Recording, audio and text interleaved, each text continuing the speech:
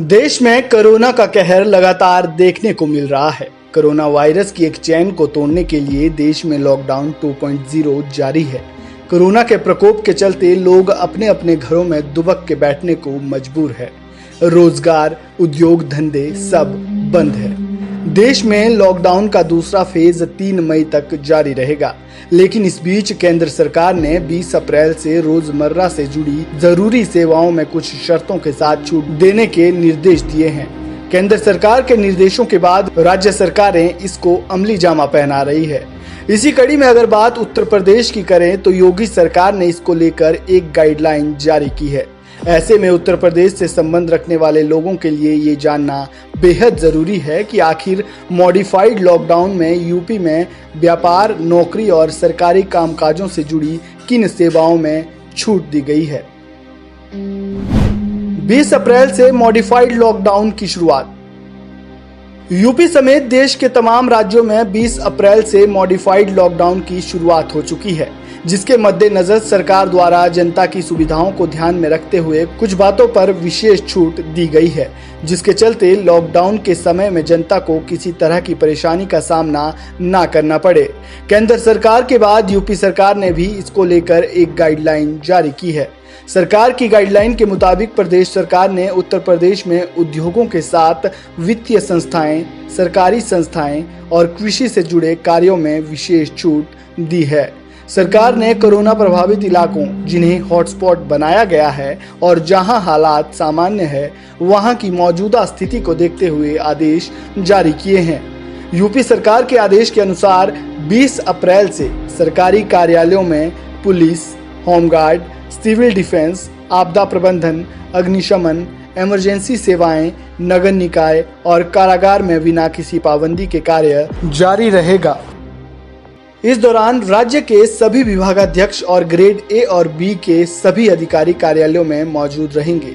इसके अलावा working day में ग्रेड सी और ग्रेड डी के 33% कर्मचारी जरूरत के अनुसार कार्यालय में मौजूद रहेंगे। इसके अलावा कोरोना से प्रभावित इलाकों में कार्यालयों को बंद रखा जाएगा या नहीं, ये जिला प्रशासन अपने स्तर पर निर्णय लेगा। सरकारी कार्यालयों के अलावा यूपी सरकार ने कई उद्योगों को भी चलाने की अनुमति दी है। 9 प्रकार के उद्योगों को चलाने की अनुमति। यूपी सरकार ने इंडस्ट्रीज के लिए भी आदेश जारी किए हैं। यूपी सरकार ने जरूरी सेवाओं से जुड़े 9 प्रकार के उद्योगों को कुछ शर्तों के साथ चलाने की अनुमति दी है, जिसमें रिफाइनरी, सीमेंट, रसायन, उर्वरक, वस्त्र उद्योग, परिधान, फाउंड्रीज, पेपर, टायर, चीनी मिलों और कॉमन एफ्लुएंट ट्रीटमेंट प्लांट को चलाने की अनुमति दी गई है। इन उद्योगों में 50% से ज्यादा श्रमिकों को काम करने की अनुमति नहीं है। इस दौरान प्रशासन ने कंपनियों को सख्त निर्देश जारी करते हुए परिसर स्थल को सैनिटाइजेशन कराने, कर्मचारियों की थर्मल स्कैनिंग, कर्मचारियों को सैनिटाइजर मास्क उपलब्ध कराने के निर्देश दिए हैं।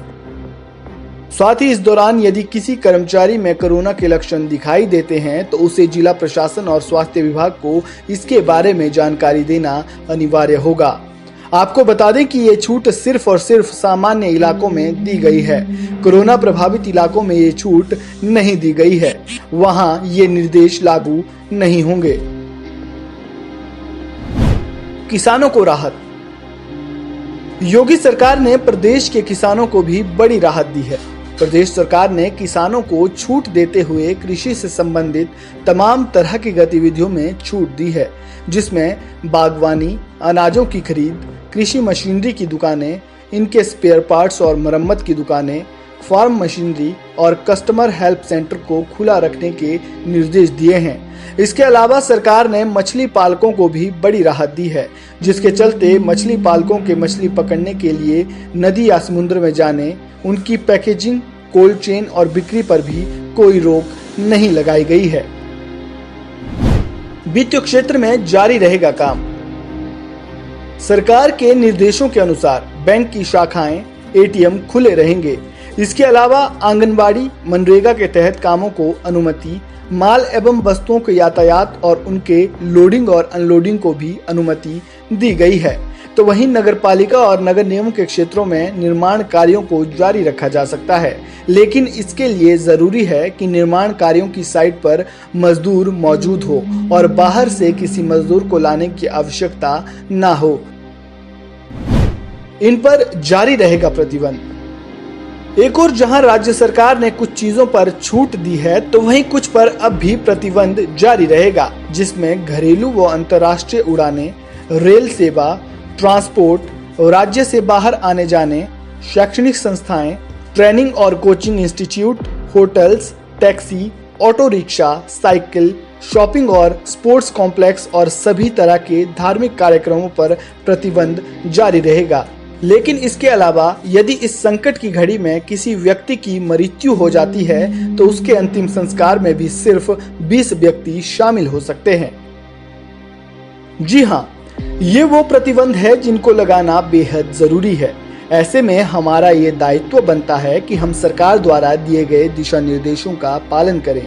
साथ ही एवी स्टार न्यूज आप सबसे ये अपील करता है कि कोरोना के खिलाफ जंग लड़ रहे कोरोना योद्धाओं का सम्मान करें और जरूरतमंद लोगों की मदद करें। साथ ही साथ सोशल डिस्टेंसिंग को भी बनाए रखें, तभी हम कोरोना की इस चेन को तोड़ने में कामयाब होंगे। ब्यूरो रिपोर्ट, एवी स्टार न्यूज।